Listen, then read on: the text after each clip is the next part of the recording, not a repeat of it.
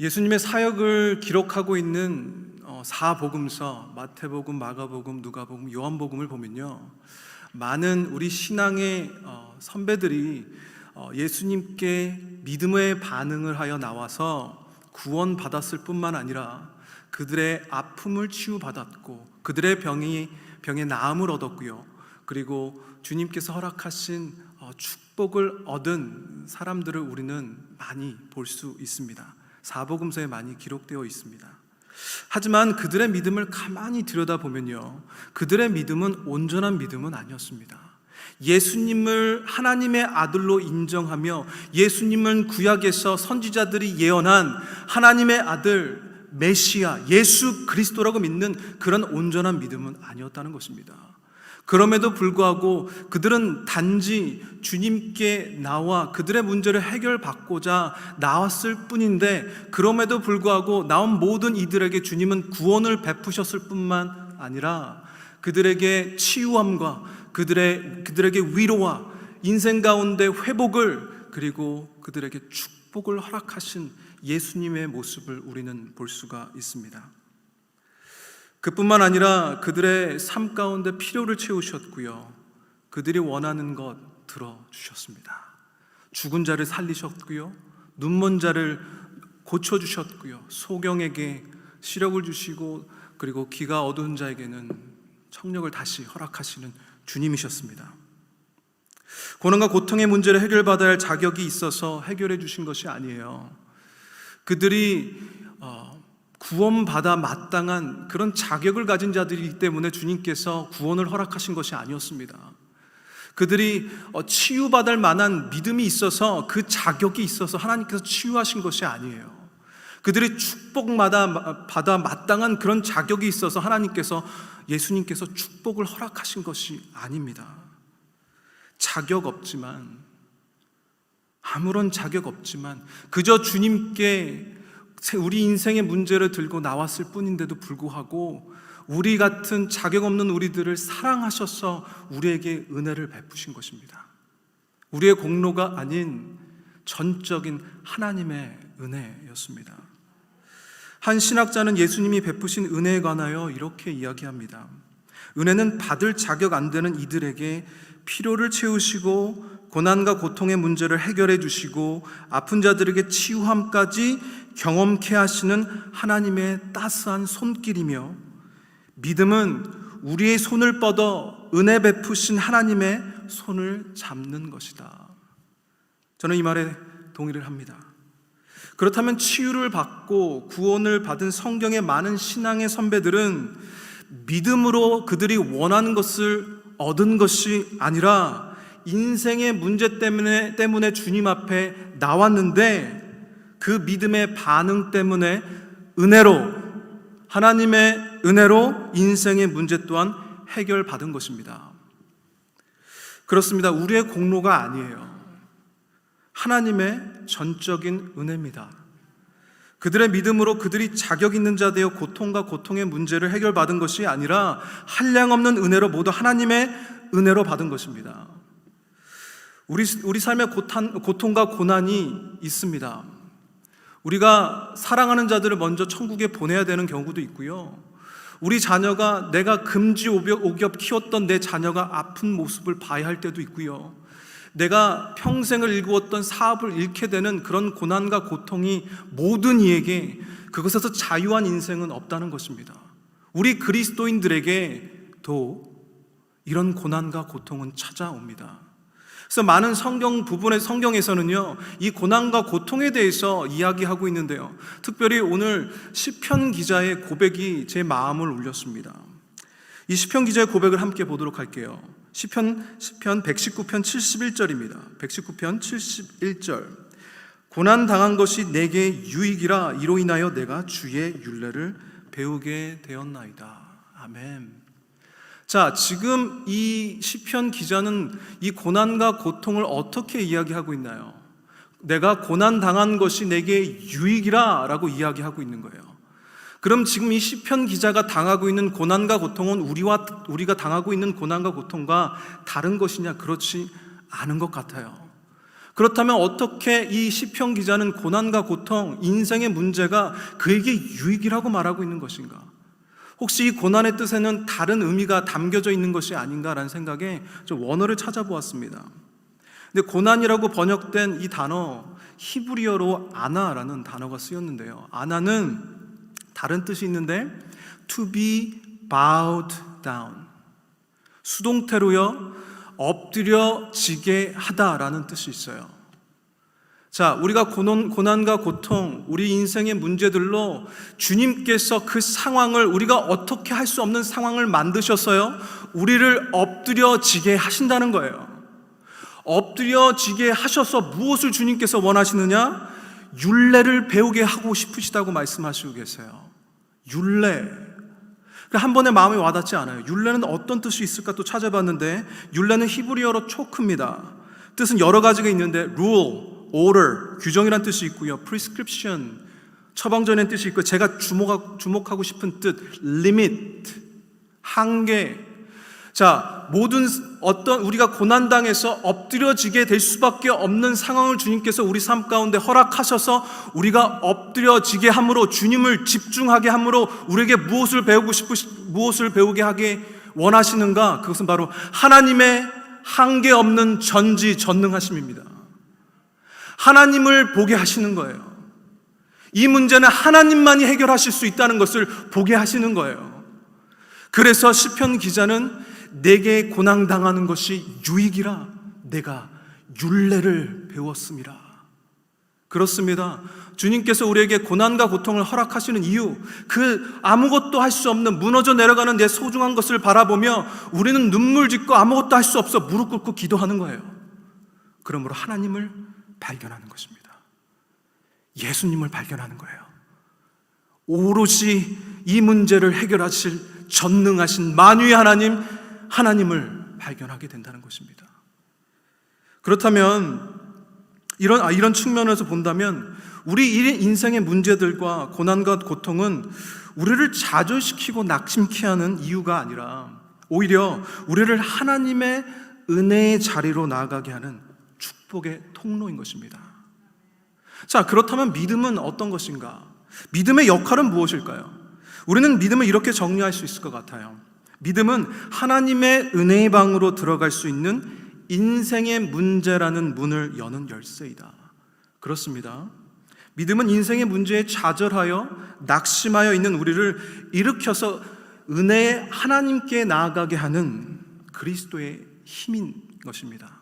우리들의 힘이요, 예수님을 믿는 자들의 힘이 된다는 것입니다. 왜요? 믿음으로 우리는 은혜의 하나님께 나아갈 수 있기 때문입니다. 오늘 말씀에는 예수님께 나온 한 인생이 있습니다. 예수님은 그 인생을 만나 주셨어요. 그리고 그 예수님을 경험케 하십니다. 예수님의 복음에 반응하여 믿음으로 나온 인생 가운데 주님께서는 여전히 은혜 베풀어 주셨습니다. 한량없는 은혜였어요. 앞서 말씀드린 대로 인생의 문제의 문을 믿음의 열쇠를 열고 주님의 은혜의 방으로 들어간 인생이었습니다. 믿음의 상을 받은, 은혜 받은 인생이었습니다. 바라옵기는 오늘 이 자리에 계신 여러분들과 지금 온라인으로 예배드리시고 계신 각자 처소에서 드리고 계신 여러분들에게 이 인생을 바라보시며 예수님을 따르는 우리 그리스도인들이 어떻게 믿음으로 반응하며 이 인생을 살아야 하는지 깊은 깨달음이 허락되어지시기를 간절히 축원합니다. 우리 본 말씀 46절 같이 보도록 하겠습니다. 46절입니다. 그들이 여리고에 이르렀더니 예수님께서 제자들과 허다한 무리와 함께 여리고에서 나가실 때에 디메오의 아들인 맹인 거지 바디메오가 길가에 앉았다가, 지금 예수님께서는 십자가에서 이루실 하나님의 사역을 위해서 예루살렘 6월절 기간에 맞춰서 예루살렘에 올라가시고 계십니다. 제자들과 함께 가고 있고요. 근데 많은 사람들이 예수님을 알아보고 예수님과 함께, 많은 무리들과 함께 예수님은 예루살렘으로 올라가고 있습니다. 베레아를 떠나 요단강을 건너 이제 여리고 지역으로 들어가셨어요.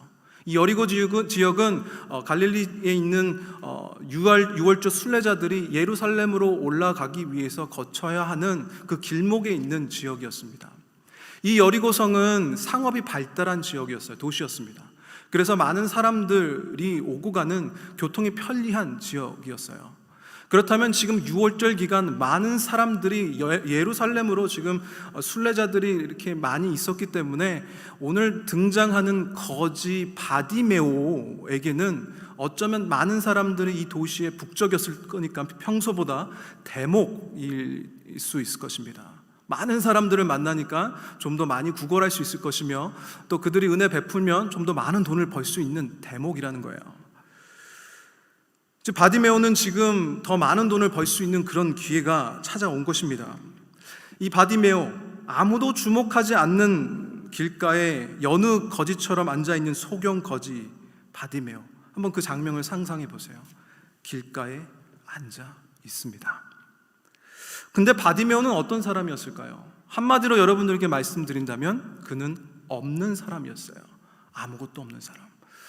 목사님 이름은 있지 않습니까? 그의 이름을 한번 볼까요? 그의 이름은 바디메오예요.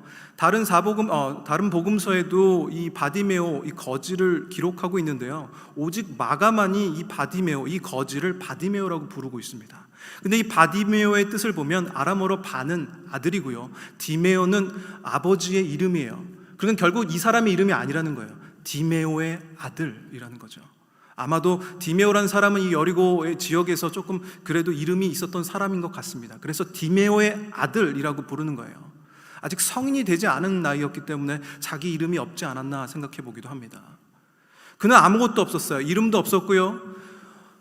시력이 없었기 때문에 눈이 보이지 않는 맹인이었고 소경이었기 때문에 그는 스스로 어디를 다닐 수조차 없는 사람이었습니다. 혼자 살 수도 없었고 재정도 없었고 시력이 없는 사람이었고 이름도 없었고 재정도 없었고 재력도 없는 아무것도 없는 사람이었습니다. 관심받지도 사랑받지도 존경받지도 못한 인생이었습니다.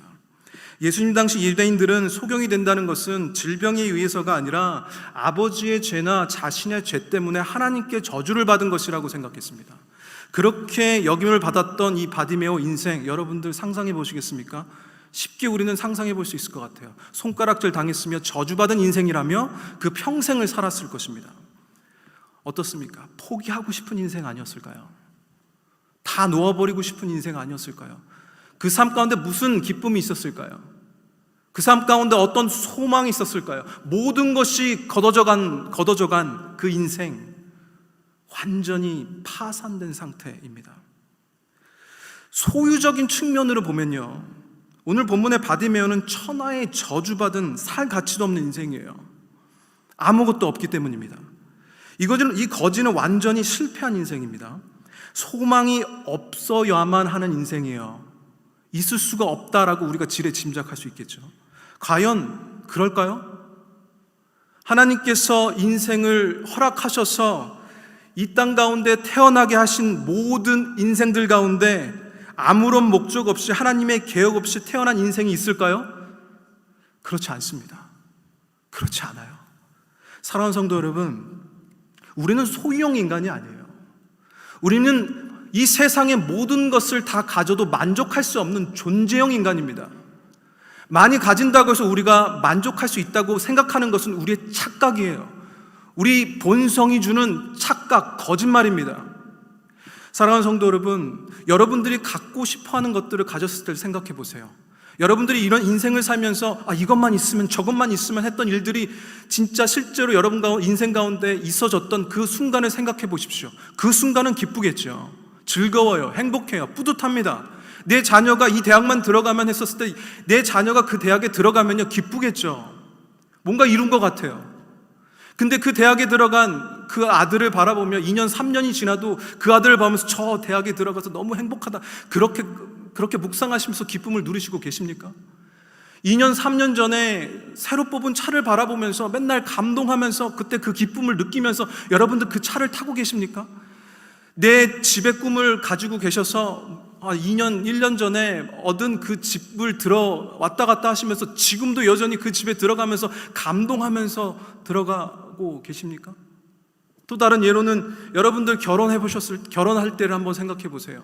설레는 마음으로 내 아내와 내 남편과 정말 뜨겁게 사랑하셔서 그렇게 그 남편만 보면, 이 아내만 보면 두근두근 되셨잖아요. 저만 두근두근 거렸나요? 두근두근 되시잖아요. 그래서 정말 미쳐서 결혼하셨잖아요. 전 그렇게 미쳐서 결혼했어요. 근데 10년, 20년, 30년이 지난 지금도 남편과 아내와 마주보며 밥을 먹으면서 여전히 마음이 두근두근 되십니까? 병원 가보셔야 돼요. 주먹이 쥐어지잖아요. 주먹이 불끈불끈 쥐어지지 않습니까? 우리 삶이 그렇다는 거예요. 왜 그럴까요? 말씀드렸던 것처럼 우리는 세상의 모든 것을 가져도 만족할 수 없는 존재형 인간이기 때문이에요. 우리는 가지면 가질수록 더 많은 것을 원하는 그런 존재형 인간이에요. 소유형 인간이 아니에요. 여러분들이 갖고 싶었던 것을 가졌다고 해서 만족하며 사는 그런 소유형 인간이 아니라는 것입니다.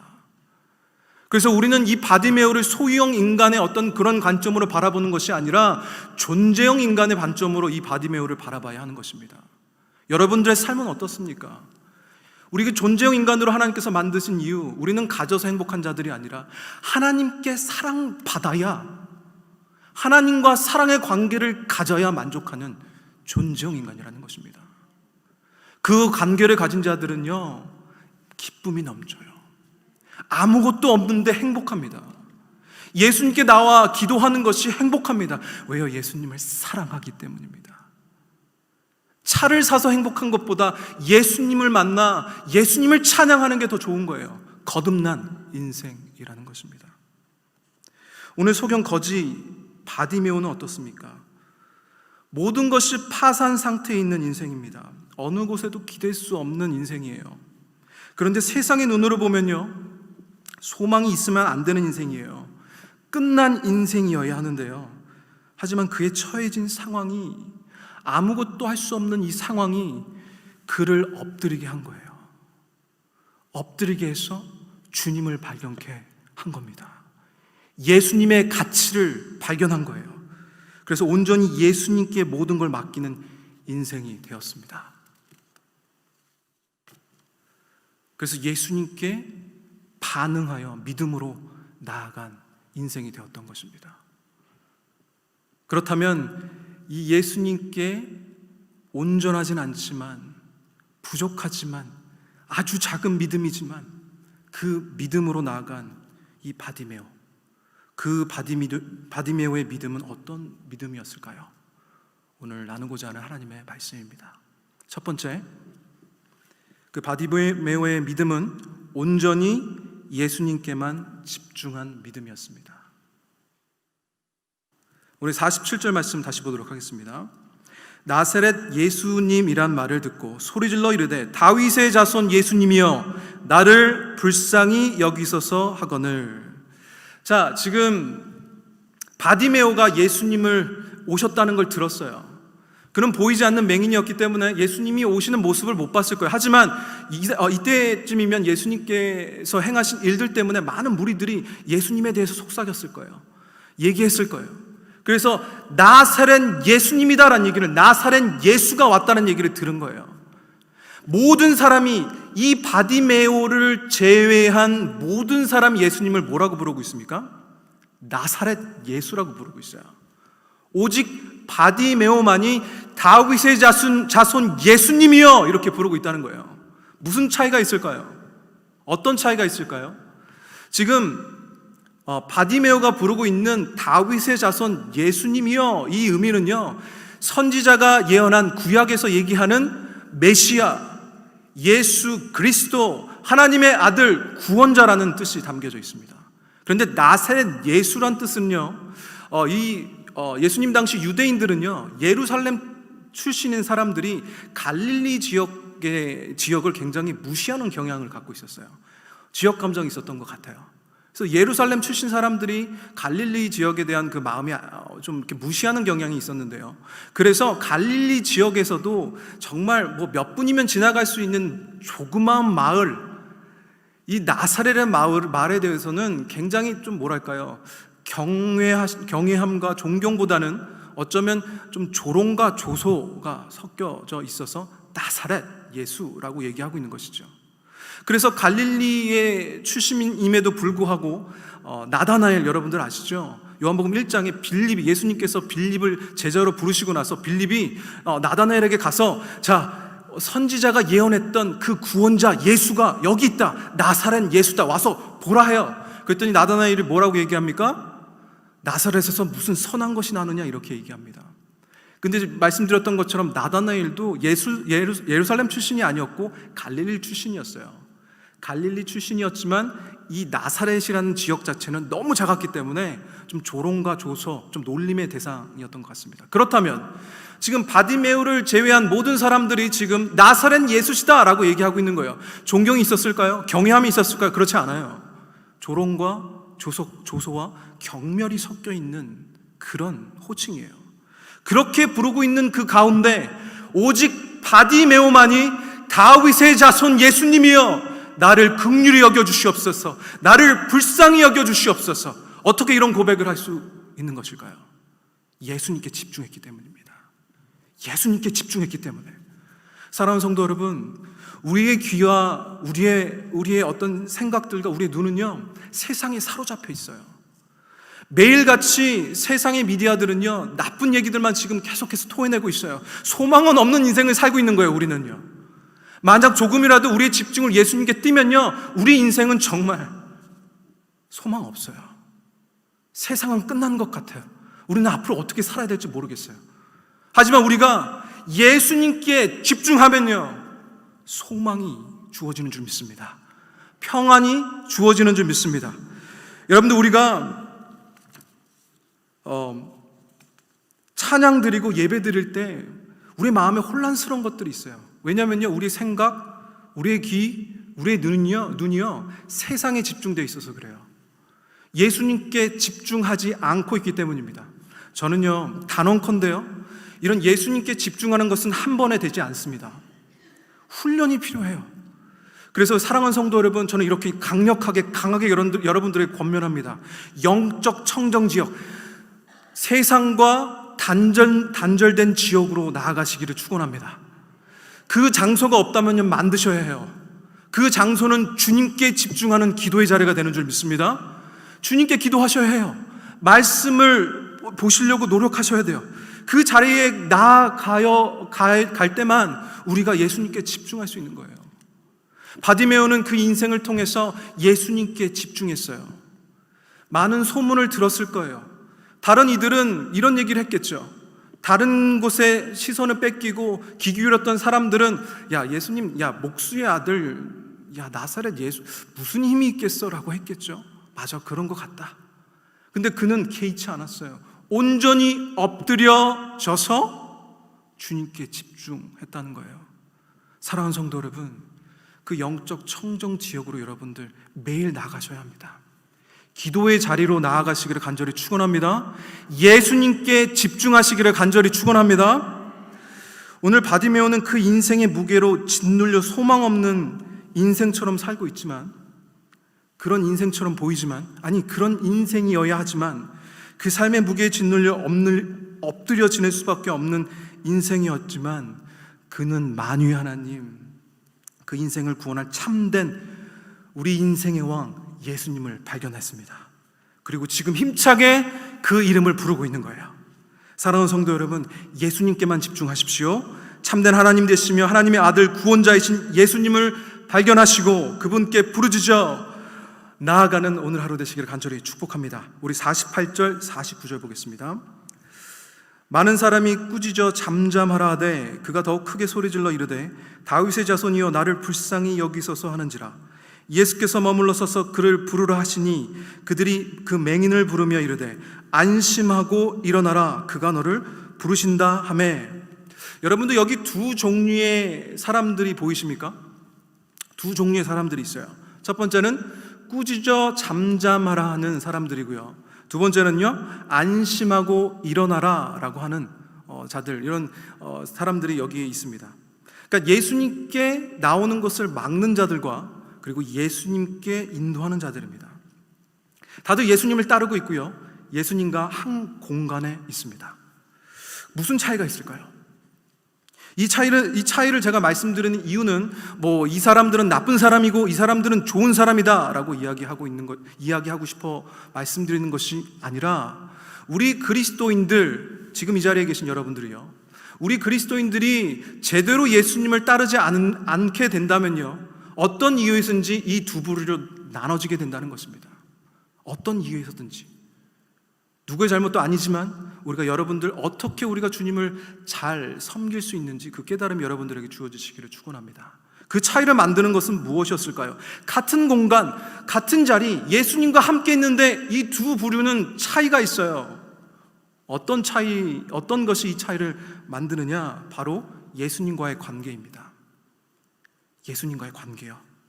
이 본문으로 우리가 예수님과의 관계를, 이들이 어떤 관계를 가졌는지 정확히 판단할 수는 없지만, 제가 정확히 여러분들에게 말씀드릴 수 있는 건, 예수님을 사랑하는 자들을 보면요, 예수님을 소개해 주고 싶어 해요. 예수님을 제대로 만나고 예수님과 사랑 관계를 갖고 계신 분들은요, 너무 행복해요. 예수님이 너무너무 좋아요. 예수님이 너무 좋아요라는 이 말은요, 우리 유치부, 유아부 애들만 얘기하는 것이 아니라 우리 인생의 고백이 되어야 합니다. 예수님 사랑합니다, 예수님이 너무 좋아요, 이 고백은 유치한 말이 아니에요. 우리 인생의 고백이 되어야 한다고요. 그 고백이 있는 자들은요, 예수님을 전하고 싶어요. 내가 사랑하는 사람, 내가 너무너무 좋아하는 사람들, 내 가족에게 보여주고 싶잖아요. 내가 너무 사랑하고 내가 관계를 맺는 사람, 내가 친한 사람들에게 소개해주고 싶잖아요. 그런데 이 관계가 형성되지 않은 분들은요, 소개해주고 싶지 않아요. 관심도 없어요. 저는 율법주의자들이라고 얘기하고 싶습니다. 하나님의 은혜를 아직 경험하지 못한 사람들, 예수님의 사랑을 아직 경험하지 못한 사람들, 이것이 우리 인생을 살아가는, 예수님을 믿고 따라가는 우리들에게도 일어난다고 얘기하는 것입니다. 예수님과 가까운 사람들은요, 그 인생도 예수님의 사람의 인생을 삽니다. 주일은요, 그냥 매일같이 예수님을 따라 사는 삶 가운데 있는 하루에 불과해요. 주일은 특별한 날이 아니에요. 주님께 영광 올려드리며 내가 만났던, 내가 섬겼던 하나님께 영광 올려드리는 예배죠. 물론 특별하죠. 하지만 이렇게 처음에 만났던 관계가 없으신 분들은요, 주일은요, 온전히, 처음이자 마지막으로 일주일에 한 번 예수님 만나는 시간이에요. 처음으로 말씀 열어보는 시간이에요. 그것도 성경책 안 가져오셔서 목사님이 읽는 그 말씀 처음 듣는 시간이 되는 거라고요. 그런 분들이 천국 가셔서 예수님 만나면 뭐라고 하시겠어요? 예전에 말씀 말씀 많이 들었습니다. 이렇게 어색하게 이렇게 악수하시지 않겠어요? 사랑하는 성도 여러분, 우리가 이 주어진 우리 인생의 날 가운데 주님께서 우리에게 명령하신 것은요, 하나님과 관계하는 거예요. 예수님과 깊이 있는 관계를 통하여 하늘나라 가서 주님과 영원한 안식을 누리며 축복을 누리며 그 삶을 살아가는 것입니다. 사랑하는 성도 여러분, 여러분들은 예수님과 어떠한 관계를 갖고 계십니까? 여러분들은 너는 잠잠하라 하면서 예수님께 나오지 못하게 하는 그런 종류의 사람입니까? 아니면 예수님께서 너를 부르신다, 일어나라, 그렇게 기도하는 마음으로, 권면함으로, 축복함으로 많은 이들을 예수님께 나오게 하는 그런 사람들이십니까? 여러분들은 이 후자의 사람들이 되시기를 간절히 축원합니다. 예수님의 사랑과 은혜를 경험하시고요, 더 많은 이들을 예수님께 나올 수 있도록 섬김의 사람들 되시기를 축복합니다. 자, 드디어 예수님께서 이 바디메오의 부르짖음을 들으세요. 들으시고 고개 들려 그를 부르십니다. 그를 부르라고 말씀하셔요. 그 부르심에 바디메오는 어떻게 반응하는가? 자, 그의 믿음은 어떤 믿음이었는가? 두 번째, 부르심에 즉각 순종한 믿음이었습니다. 부르심에 즉각 순종한 믿음이요. 50절 다시 보도록 하겠습니다. 50절입니다. 맹인이 겉옷을 내버리고 뛰어 일어나 예수님께 나아오거늘. 아멘. 이 소경 바디메오는 예수님께서 나를 부르신다는 얘기를 듣자마자 즉각적으로 반응하여 예수님께 나아갔다는 거예요. 지금 어떤 상황이에요? 예수님께서 부르셨어요. 그래서 즉각적으로 자리를 털고 일어나는 상황인데요. 그런데 그가 걸치고 있었던 겉옷, 그 앞에 놓여진 겉옷이 지금 걸리적거렸던 거예요. 그래서 그 겉옷을 버려버리고 갔다는 거예요. 여러분들 생각에 뭐 거지의 겉옷이 뭐가 대단하겠어, 뭐 하찮게 여기실 수 있겠지만 이 거지에게 있어서 이 겉옷은 전 재산이었습니다. 여리고 지역이 있었던 그 중동 지역은 날씨 기후가 차이가 많이 났었기 때문에 이불로도 썼었고요. 지금 거지 구걸하는 이 맹인 바디메오에게서는 이 겉옷은 자기의 돈통과 같은 그런 역할을 했던 거예요. 다시 말씀드리자면 전 재산이었어요. 전 재산. 제가 여러분들에게 전 재산을 버리시고 주님을 따르십시오, 그 얘기를 하는 게 아니에요. 즉각 반응한 거예요. 즉각. 근데 이 겉옷이요, 그가 가장 소중하게 생각하는 이 겉옷이요, 이 인생에 예수님께 나아가는데 방해가 됐다는 것입니다. 여러분들이 예수님을 믿을 때에 예수님을 더 잘 믿고 싶은데, 예수님을 더 잘 알고 싶어서 말씀을 읽으려고 할 때, 어쩌면 예배에 나오려고 할 때, 결단하고 결심하려고 할 때 방해하는 것이 있다는 것입니다. 방해하는 것들이 있다는 거예요. 그래서 이 겉옷은 우리를 예수님께 나아가지 못하는 우리의 죄 혹은 우리의 옛 모습을 의미합니다. 어떤 분들은 내가 담배 피는 것 때문에 예수님 못 믿겠다고 하신 분도 계시고요, 내가 술 먹는 것 때문에 주님께 못 나아가겠다 이런 얘기를 하시는 분도 계시더라고요. 그냥 나아오십시오. 예수님을 발견하시면요, 담배보다 중요한 하나님을 발견하면요, 더 이상 담배가 중요하지 않아요. 술에 중독되신 분들 계시죠? 그래요, 어렵습니다. 힘들어요. 근데요, 예수님의 진정한 가치를 발견한 자들은요, 더 이상 술과 이런 것에 의존하지 않아요. 예수님을 의지합니다. 예수님을 의존합니다. 그런 축복이 여러분들의 있기를 간절히 축원합니다. 그래서 에베소서 4장 22절 24절을 통해서 바울은 이렇게 권면하고 있습니다.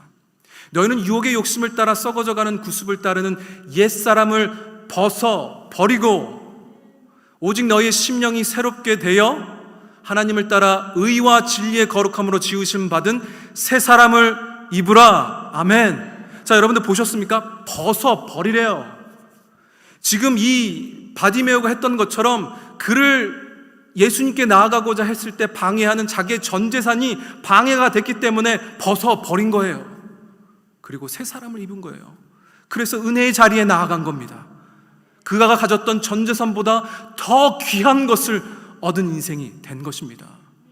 그렇다면 여기서 중요한 키워드는 무엇일까요? 즉각입니다. 즉각. 망설이면 우리의 집중이 깨져요. 우리가 그렇게 결단할 때 있지 않습니까? 오늘 여러분들이 결단하셔서 내일부터는 내가 말씀 열심히 읽고 내가 열심히 살 거야, 이런 결단이 있을 수 있어요. 근데 아침이 되면요, 갑자기 할 일들이 생각이 나요. 월요일이니까 그래 청소해야지. 갑자기 청소기 돌리고 계시는 거예요. 내일부터는 내가 차에서 하나님 말씀을 들어야 되겠다. 그렇게 결단하시고 그렇게 아침이 됐는데요, 그렇게 가면서 보면 라디오에서 갑자기 뉴스가 나와요. 평소에 듣지도 않은 뉴스가 귀에 들어오는 거죠. 저 같은 경우도 말씀을 묵상하고 하나님께 더 나아가야 되겠다 생각해서 성경책을 피고 이렇게 보면요, 맞아, 아내가 설거지를 하라고 그랬지. 그러면 설거지를 해요. 평소에 하지도 않으면서. 그리고 기도하려고 무릎을 꿇잖아요. 바닥이 더러운 것 같아요. 그 청소기를 돌리고. 여러분들 이런 경험 없으십니까? 방해가 있다는 거예요. 방해가. 그래서 오늘 이 바디메오를 보면서 우리를 무엇을 깨달아야 하는가? 즉각하셔야 돼요. 즉각. 내일은 없습니다. 내일은 없어요. 그래, 내일부터 하자. 아니요, 바로 하세요. 말씀을 읽고 싶으시고 주님께 기도하고 싶으시면 바로 하세요. 예배 끝나자마자 떠나지 마시고 이 자리에서 기도하시면 돼요. 말씀 보시면 돼요. 그렇게 즉각하셔야 돼요. 우리가 즉각하지 않고 망설이는 순간 우리 원수 마귀는 우리에게 생각을 집어넣습니다. 사랑하는 성도 여러분, 예수님께 나오는 데는 방해가 되는 것이 있어요. 그것을 벗어버리십시오. 옛 옷을 벗어버리시고 그리고 예수님을 입으십시오. 여러분이 결단하시면요, 주님이 도우시는 줄 믿습니다. 그리고 예수님께 순종해 나오시는 여러분들 되시기를 예수 그리스도 이름으로 축복합니다. 자, 세 번째입니다. 하나님께 영광 올려드리는 믿음이었습니다. 예수님께 반응하여 나아간 바디메오의 믿음, 어떤 믿음이었냐? 하나님께 영광 올려드리는 믿음이었어요. 51절 보겠습니다. 51절입니다. 예수님께서 말씀하여 이르시되 내게 무엇을 하여 주기를 원하느냐? 맹인이 이르되 선생님이여 보기를 원하나이다. 아멘. 자, 지금 바디메오의 요청을 주목하여 보시기를 원합니다. 보기를 원한다고 했어요. 근데 이 바디메오가 요청할 것들이 사실은 보기를 원한다는 것도 있지만 현실적으로 실질적으로 이가 원하는 것들이 이거 외에도 다른 것들이 있었어요. 그는 하루 벌어 하루 사는 사람이었습니다. 만약 자기의 의식주가 걱정이 됐다면요, 하나님, 예수님, 주님 저에게 돈을 주십시오. 물질을 허락하여 주시옵소서. 주님, 저에게 종을 허락하여 주셔서 제가 왔다 갔다 하는데 불편을 없게 해주세요. 하나님, 내가 거할 수 있는 집을 허락해 주세요. 이런 걸 구할 수도 있었어요. 근데 그는 보기를 원한다고 했어요. 보기를 원한다는 이 요청은요, 주님만이 할 수 있는 요청이에요. 그런데요, 똑같이 요청했고 똑같이 주님께서 물으시는데요, 다르게 대답하는 이들이 있어요. 예수님을 따른 예수님의 제자 요한과 야고보는요, 예수님께 나아가 요청을 합니다. 주님께 요청하고 싶은 것이 있습니다. 말하라. 너희가 나에게 원하는 것이 무엇이냐라고 해서, 오늘 본문 말씀을 읽지는 않았지만 이전에 마가복음 10장 36절, 37절에 보면요, 그렇게 주님께 요청하고 주님께서 물어보시는 장면이 나옵니다. 마가복음 10장 36절입니다. 이르시되 너희에게 무엇을 하여 주기를 원하느냐? 여짜오되 주의 영광 중에서 우리를 하나는 주의 우편에 하나는 좌편에 앉게 하여 주시옵소서. 여러분, 차이가 보이세요? 차이가 보이세요? 이걸 어떻게 분별하냐, 어떻게 구별하냐? 우리 기도 가운데, 우리 기도 생활 가운데 여러분들 기억하셨으면 좋겠어요. 만약 여러분들의 요청과 기도를 하나님께서 들어주시면 누가 영광 받으시나요? 누가 영광 받으시는 거예요? 자, 지금 바디메오의 요청에 응답하셔서 바디메오의 눈을 고치시면요, 누가 영광 받으시는 거예요? 예수님이 영광 받으세요. 전능하신 하나님이 드러나시는 거예요. 구원자 하나님, 한계가 없으신 하나님, 그분이 드러나는 거예요. 근데요, 이 요한과 야고보의 이 요청을 들으시면요, 누가 높아지는 거예요? 요한과 야고보가 높아지는 거예요. 여러분, 그렇게 분별하시기를 축복합니다. 여러분들 기도가 어떤 기도를 여러분들 들으시고 계십니까? 예수님을 높이기 위한 요청을 하고 계십니까? 아니면 여러분 자신을 높이기 위한 기도를 하고 계십니까? 자, 이 바디메오의 믿음은 하나님께 영광 올려드리는 믿음이었어요. 바울은 고린도전서 10장 31절을 통해서 우리에게 이렇게 권면합니다. 그런즉 너희는 먹든지 마시든지 무엇을 하든지 다 하나님의 영광을 위하여 하라. 기도는 빼고 해라, 이게 아니에요. 기도도 하나님의 영광을 위해서 하셔야 하는 것입니다. 제자들이 구하는 것은 자신을 높이기 위한 요청이었습니다. 바디메오는 완전히 상이한 요청을 하고 있죠. 응답의 결과를 통하여 여러분들 분별하실 수 있습니다.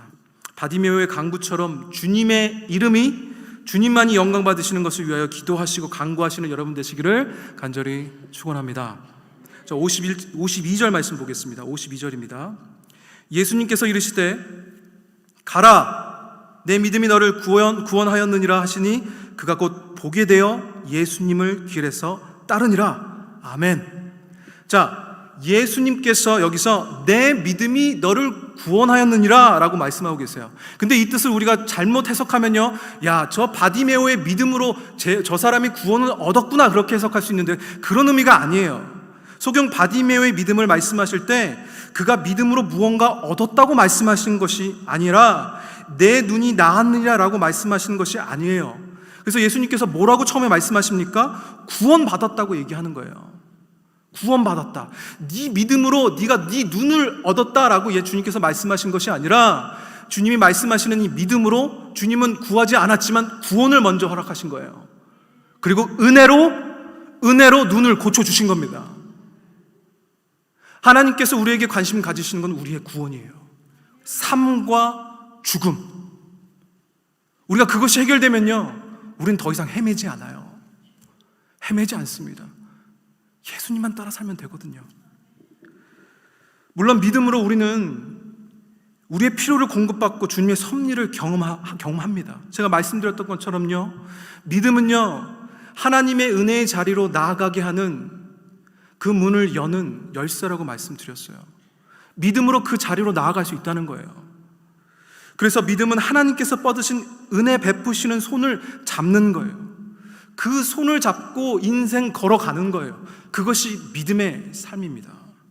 믿음은 주님의 은혜를 경험하는 축복의 통로인 것입니다. 어쩌면 우리가 원하는 것을 얻지 못할 수도 있어요. 우리가 기도했는데요, 하나님이 들어주시지 않을 때도 있어요. 그것도 하나님의 은혜인 줄 믿는 믿음이 여러분들에게 주어지시기를 간절히 축복합니다. 들어주시지 않는 것도 하나님의 은혜라는 겁니다. 이미 주님께서는 은혜로 우리들을 구원하셨습니다. 사랑하는 성도 여러분, 믿음으로 하나님이 베푸시는 은혜의 손을 잡으시고 여러분들 인생 사시기를 간절히 축원합니다.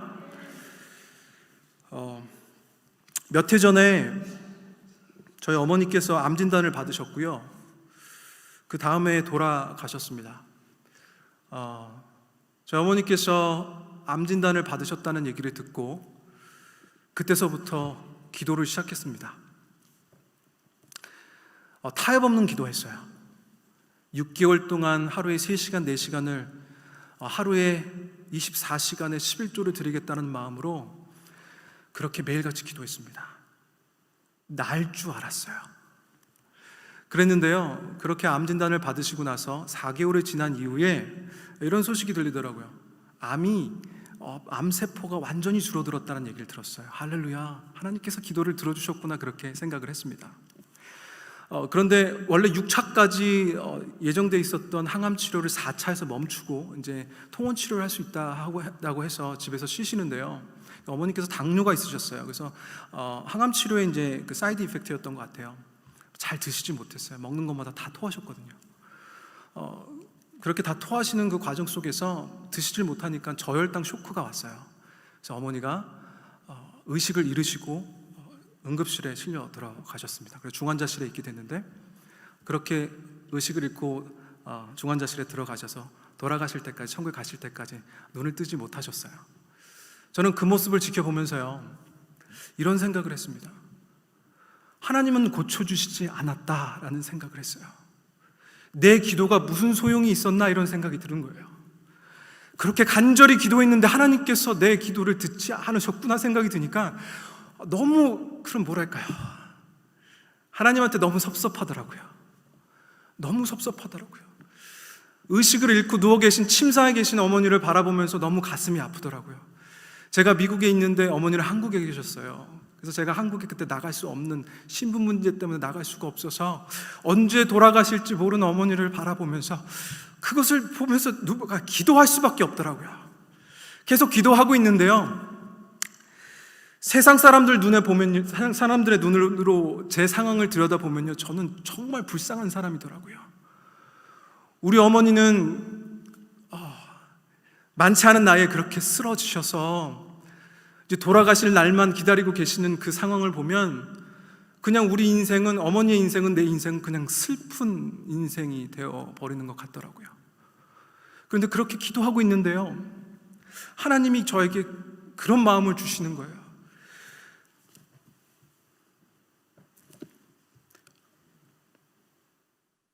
내가 내 딸과 이곳에서 함께 있고 싶다라는 말씀 주시더라고요. 천국의 소망을 저에게 주시더라고요. 천국이 있음을 확실히 믿게 되더라고요. 이것은 제가 구한 것이 아니었어요. 제가 구한 것은요, 제가 믿음으로 구하면 하나님께서 들어주시겠다고, 그런 믿음이었어요.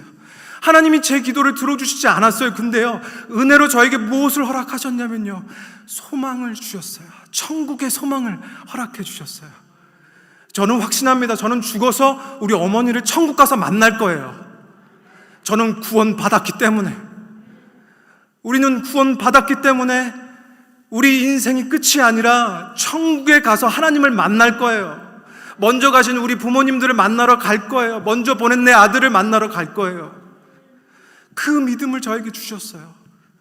제가 간구했던 기도가 아니었어요. 전 믿음으로 무언가를 제가 원하는 것을 얻는다고 생각을 했어요. 근데 아니더라고요.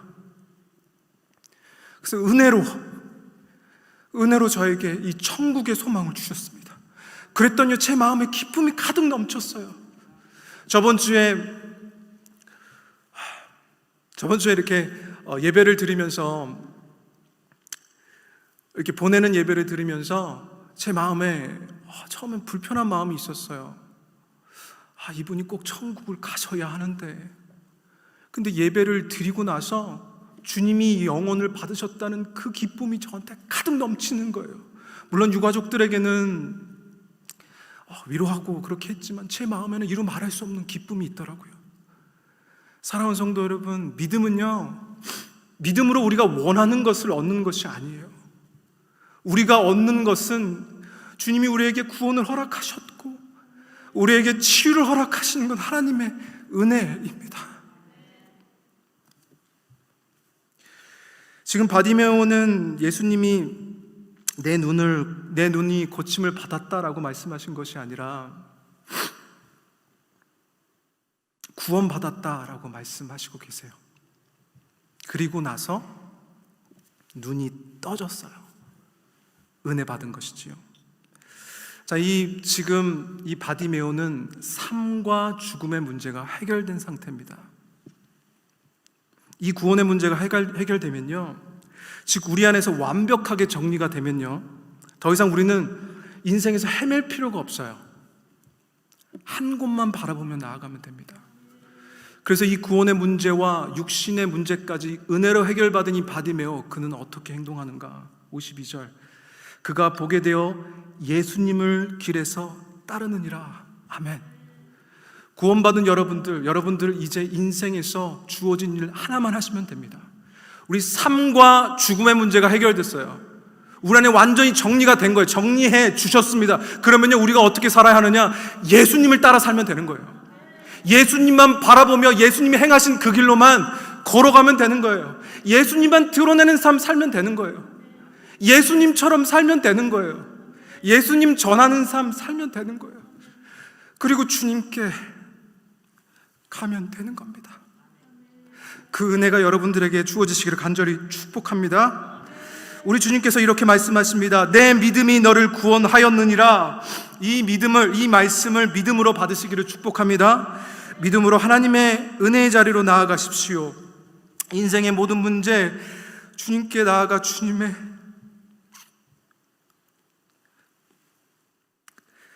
은혜를 간구하십시오.